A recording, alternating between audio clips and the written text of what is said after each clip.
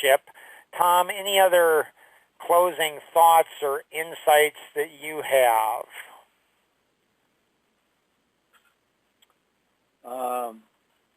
Not now. I might just listen and maybe something will pop up. Cool. Nicole, how about you? No, I think I'm good. I've got to run, but, my one word for this would definitely be inspiring. And why? It's a pretty cool lesson.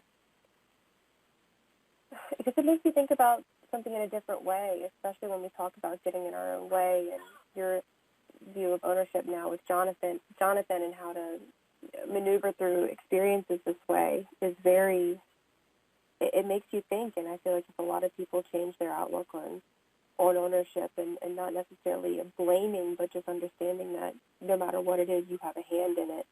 And imagine if people could accomplish if they thought like that. Right. It's awesome. Right? We should, I want everybody, I want everybody to go ahead and see this because it gives them freedom. Like ownership, ownership doesn't create negative anxiety. Proper ownership does not create negative anxiety, depression, or anything. Proper ownership gives you freedom. It's amazing. Thank you, Nicole. Appreciate it. Keith, thoughts that you have? Yeah, kind of on a similar vein. I think, when people finally realize how to take full responsibility for their actions and not, look for excuses or others to blame, it's liberating, but until they first do it and understand how it feels to take full, total ownership, I think, it's a hard thing to do because it's not always comfortable. But once you do it, it's amazing how much liberating and empowering it is, and it becomes just a natural part of how you are. It teaches others at the same time. It's been so strange to me how people try to convince me not to take any responsibility for it. It's not your fault, Mark. I raised him. He's my son. There were things I missed, a lot of things I caught, so many memories, unbelievable. And so not only did I lose a son, but I lost one of my best friends, and I lost an amazing business partner. Like the loss is like, oh my gracious, it's so crazy. And I don't know if I could survive this if I didn't have the life vision that I do, because it helps to give me perspective,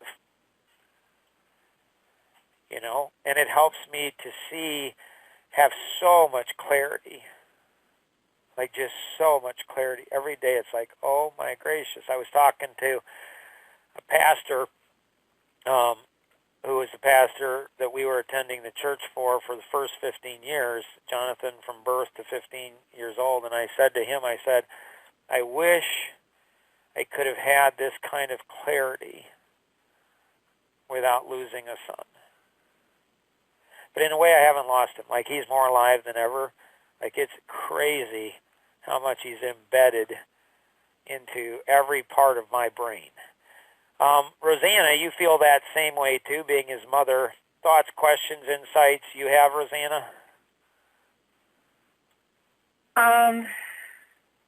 Thoughts is it's overwhelming. Good overwhelm or bad? Question. Depends on the day. So it actually depends on your choice. So it's a choice you make every day, every moment of every day. It's a choice you make if it's good or bad. If you feel it's bad, overwhelm. Like you can have good ownership, bad ownership, good stress, bad stress, good cholesterol, bad cholesterol, good guilt, bad guilt. And so good overwhelm, bad overwhelm. And so if it's bad overwhelm, then you're not seeing something clearly. It's a choice you're making. Does that make sense or not? Yeah. What Tom's thinking is Rosanna just such a lucky wife to have a husband? Or does he not understand that she's lost her son? Like, who talks to their wife that directly? Like, wow. I'm sure Tom's thinking she's a very lucky wife. to have somebody like me. See, and this is the thing. If I hadn't taken ownership, and I learned ownership. You get this in the back, in the backstage pass. So at 19, Roseanne and I, we were dating when we were 18. At 19, we got engaged, and she had told me when we were dating that her dad had sexually abused her, and I loved him it was like crazy. And that's when I learned at the age of 19. Well, it took me a couple years to learn it. So it took me 21. Anyways, so I'd ask her questions, and it was vague and kind of weird. We didn't know for 35 years later until that there was disassociation. We thought it had happened for maybe a year and a half. Found out 35 years after we got married that it had happened for actually 6 to 7 years, maybe longer. And so, every time he sexually abused her, how the brain handles it is like getting hit in the head with a ball bat.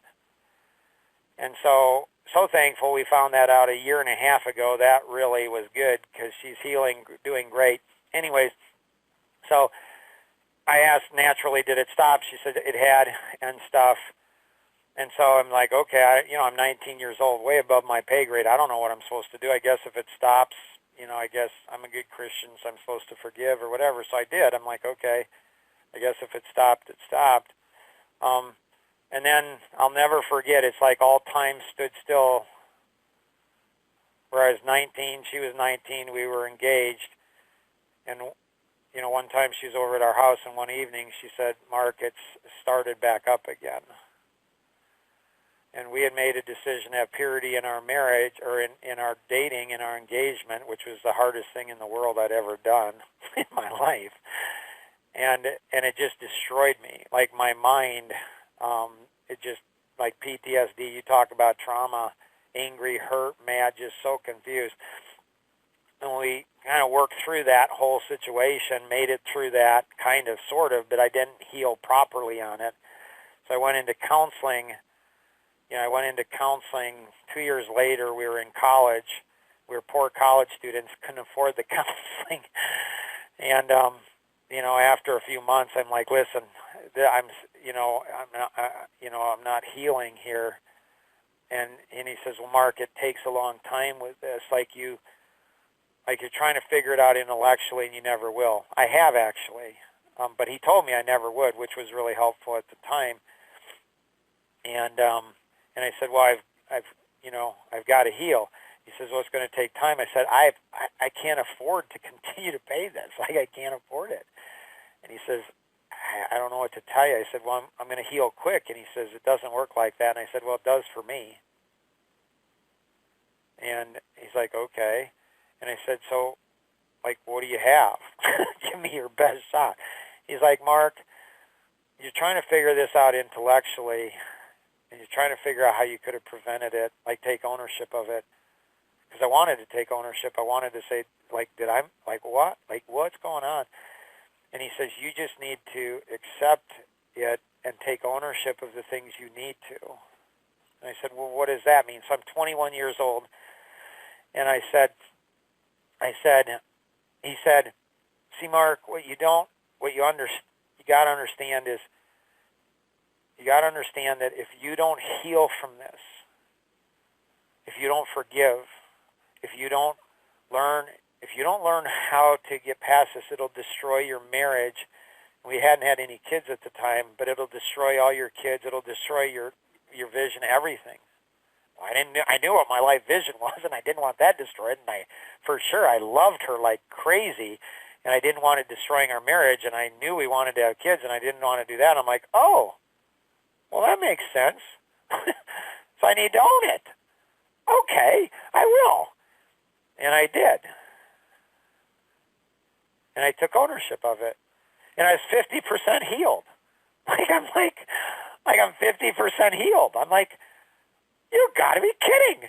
And so, I was suicidal, depression, 24/7. I couldn't, my brain was just, and I didn't drink, didn't take any medication. I'm like, yeah, I can't do any of that. So I had no place to go but my own brain to heal it.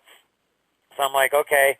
So I was 50% healed. And let me tell you, when you're 24/7 in pain, when you're 24/7 in pain and you only are 12, 7 in pain, like half your day you're not dying, I'm feeling great. But I'm still, so I go back the next week and I said, that was amazing. Like taking ownership, that's so cool. Like I can take ownership of where I'm at, and I don't, and I need to forgive, and I did.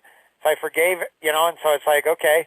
And I said, and I didn't realize that until just this instant. I said, I want the other 50%. And he's like, well, it doesn't work like that, Mark. And I said, it does for me. And he's like, I don't think so. And I'm like, well, give me your best shot. And he gave me something that I'll reveal, remind me so I don't forget, in the caring. I didn't even realize it until now. Like in caring. In the caring lesson I revealed, he taught me to take ownership, and it healed me 50%. And then he taught me how to care. And I didn't even realize that until right now. Like, oh my gracious, he taught me to care. So I'll give that in the caring. But I told him, so he gave it to me. I'm like, oh my gracious, that'll work. I'm healed. Like I'm 100% healed. And he's like, it doesn't work that way, Mark. I said, it does for me. And he's like, okay. And he knew I wasn't going to come back. And he's like, okay, before you leave, Mark, you got to go ahead and understand something. And I said, okay. And he says, like, okay, you're healed now, and you'll be healed for a day, and then it'll come back. Or you'll be healed for a week, and then it's going to come back. Like it was so traumatic on you. There was so much trauma on your brain. Like you were hurt so deeply at a heart level. You were hurt at a heart level, Mark, that you're never going to escape it. It's always going to come back. And so, but it'll get better. Your brain will heal. Like your brain will heal. And I'm like, okay. And he says, so it'll, go maybe, like now it's only 12/7, half a day. And so you're going to heal. Your brain will heal to where it's only hitting you once a week. I'm like, okay. And then he says it'll be once a month. And I'm like, okay. And then he says it'll be once a year. And I'm like, okay. And then it's going to be, once every 3 years and maybe once every 5 years. And I'm like, okay. And he says, but it'll never go. It'll be with you forever. And I'm so thankful that he taught me that. And so I had 33 years of training in that type of thinking. And so when I was healed with Jonathan, I knew that it would be a daily thing, and I knew that it would be come in and out waves and all of that kind of stuff. So I'm so thankful for that experience at 21, because that's what helped me to heal, to stay healed with Jonathan. And I believe that's the answer to PTSD. I do. And that's where the mobile app and raising the funds, so even if you can only give $5, give whatever you can, like, $1, like seriously, give whatever you can, because this mobile app, I believe, is going to heal the world. So I believe it can heal from alcoholism. I believe it can heal kids at risk. I believe it'll heal. And the healing is not going to come from some drug. It's going to come from your own brain, from our own brain, based on our personality. Like, it's the coolest thing. And so it's going to heal naturally. The brain has all of this healing powers within it, but we often override it with things that we shouldn't, whether that's alcohol or whether that's drugs or whether that's medication or whatever it is.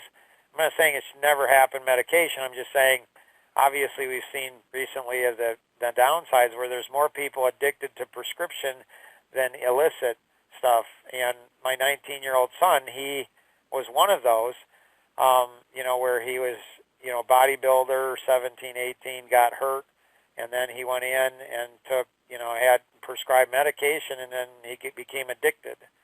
And so, this hits from all different directions. And so, so Life Masteries Institute, I'm so thankful, so appreciative that they've dedicated this course in memory of Jonathan and his life, because he continues to live, not only in my heart, and my wife, and my 6 kids, my grandkids, but in each of your hearts, because this course would not be here without him.